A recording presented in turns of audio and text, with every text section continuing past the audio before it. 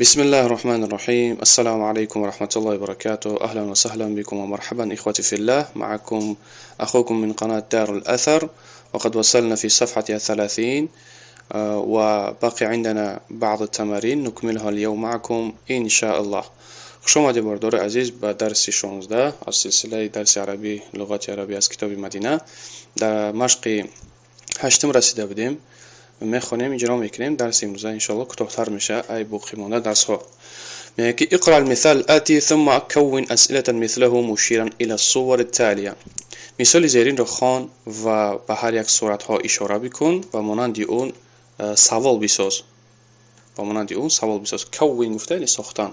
كون اسئله، اسئله جمع سؤال، یعنی سوال ها بساز به مانند همون. مثال ما کتاب من هذا، یعنی اشاره به سوی کتابی صورت شدید استیم. میگه کتاب من هذا، این کتابی کیست؟ این کتابی کیست؟ اهمیت بده که این در آخر آمدگی یک در ترجمه ما اول میاریم شه. اینا بارها فهمیده بودم که ترجمه ده ما با طرز لهجه تاجیکی خمون که گوش خراش نباشه هم خیلی ترجمهش میکنیم. کتاب من هذا، کتاب من هذا، کتاب مضاف، من اسم شرط میشه، مضاف الیه. اشاره به سوی قلم، یعنی میگه که قلم من هذا، سوال میسازه، میگیم قلم من هذا، این قلم کیست؟ قلم من هذا. با مانند همین دیگه جمله بندی ها شما کده میتونه. ابن من هذا، این پسر کیست؟ بنت من هذه، این دختر کیست؟ و دیگر پردمت هایی که شما میتونه ای درس گذشته. مفتاح من هذا، این کلید کیست؟ حصان من هذا، این اسب کیست؟ حمار من هذا، این خر کیست؟ کلب من هذا، این سگ کیست؟ دیگه سوال ها را شما میتونه ای پیش خودتون بسازه. خب اشاره به سوی کرته را گذاشته بودیم. به عربی میشه و قمیص. قمیص من هذا، این کرته کیست؟ قمیص من هذا. خانه بیت میشه و بیت من هذا، بیت من هذا، این خانه کیست؟ بیت مضاف، من مضاف الیه. در همه جمله ها یکم کلمه مضافه بعد من مضاف الیه میشه. جوگه میشه و سریر. سریر من هذا، سریر من هذا، این جوگه کیست؟ کتاب باشه اگر میگه چی؟ کتاب من هذا، این کتاب کیست؟ نهم مشق اینجا درباره اسم و ابن، یعنی حمزه وصل قصر میشه و قاعده را بارها گذاشته بودیم که در اول باشه اگر اسم میخوریم، در مابین باشه خوانده نمیشه و نوشته میشه حمزه وصل و خوانده نمیشه. مثال اسم الولد محمد، نام پسرک محمد است. و اسم البنت زینب، و نام دخترک زینب است. واسم البنت، اسم در جمع مضافه، الولد مضاف الیه، اسم مضافه، البنت مضاف الیه. اسم الولد محمد واسم البنت زینب. واسم البنت، ببینید که بعد اسم خودش با مضاف کشید، یعنی زده میکنیم در الف لامی که در بنت است. البنت. واسمل میگیم، واسمل یعنی زده میکنیم در همین لام، حرف لام. واسم البنت زینب. اسم المدرس حامد، نام معلم حامد است. ما اسم المدیر، نام مدیر چیست؟ ما اسم المدیر. در اینجا اگر مخاطب کنیم میتونیم گفته که ما اسمک، نام تو چیست؟ اگر خطاب به سوی زن باشه ما اسمکی، نام تو چیست؟ زن. اگر ای غایب بپرسیم، مثلا پسرک میبینیم در بیرون میگیم که ما اسمه، نام او چیست؟ اگر دخترک ببینیم میگیم که ما اسمها، نام او چیست؟ نام او زن. خب ابن میگه که ابن پسر میشه. ابن خالدین فی المدرسه، ابن خالدین فی المدرسه، پسر خالد در مکتب میانه است، یعنی میخونه، در مکتب میانه میخونه. و ابن حامد فی الجامعه، و پسر حامد باشه در جامعه، در دانشگاه. ابن خالد فی المدرسه و ابن حامد فی الجامعه.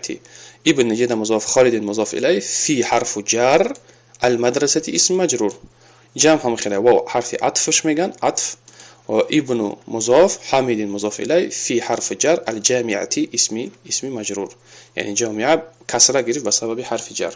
حامد باشه قطعی خالد به سبب اینکه مضاف الیه، هر دوش مضاف الیه. ابن المدرس فی الفصل، ابن المدرس فی الفصل. این ابن المدیر، پسر معلم در صنف است. کجاست پسر مدیر؟ پسر مدیر کجاست؟ سوال علاقه جدا سوال گذاشتن، پسر مدیر کجاست؟ ابن المدرس فی الفصل. این ابن المدیر، این ابن المدیر. اقرا ما یلی مراعیا قواعد نطق حمزه الوصل. مثال های زیرین را بخوان و قاعده تلفظ کردن همزه وصل را رعایت کن. ما میدونیم که اول ده باشه ابن میگیم یا که اسم میگیم، ما بین ده باشه خوانده نمیشه. یکم میگه ابن محمد فی العراق و ابن حامد فی الهندی، پسر محمد در عراق است و پسر حامد باشد در هندوستان.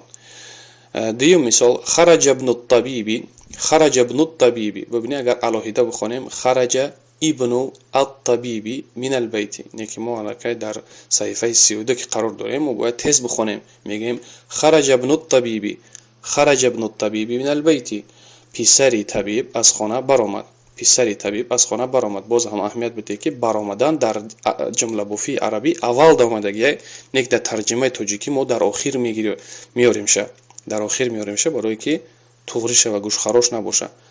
خرج ابن الطبیب من البیت، پسر طبیب از خانه برآمد. هم خیلی دیگه در ذهب. سیم مثال ده میگه ذهب ابن التاجر الى السوق، پسر فروشنده به بازار رفت. ذهب ابن التاجر الى السوق، ذهب ابن، اگر علاهیده بخونیم ذهب ابن التاجر الى السوق، الى حرف جر بود. ذهب ابن التاجر الى السوق، پسر فروشنده به بازار رفت.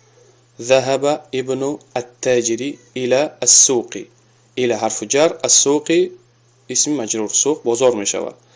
پسر سوداگر به بازار رفت، پسر سوداگر به بازار رفت. چهارم اسم المهندس فیصل و اسم الطبیب مسعود.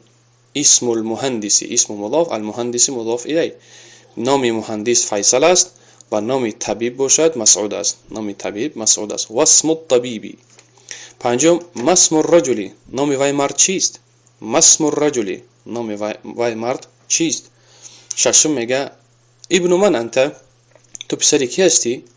انا ابن الوزیری، میگه انا ابن الوزیری، یک جویا انا ابن الوزیری، انا ابن الوزیری، من پسر وزیر هستم. ابن من انت، تو پسر کی هستی؟ میتونیم گفته که اگر دختر باشه بنت من انتی، بنت من انتی، تو دختر کی هستی؟ اگر که از غایب بپرسیم، یگم گودک در بیرون دیدیم، میگیم ابن من هو، او پسر کیست؟ اگر دخترک باشه میگیم غایب، میگیم که بنت من هی، بنت من هی، این دخترک کیست؟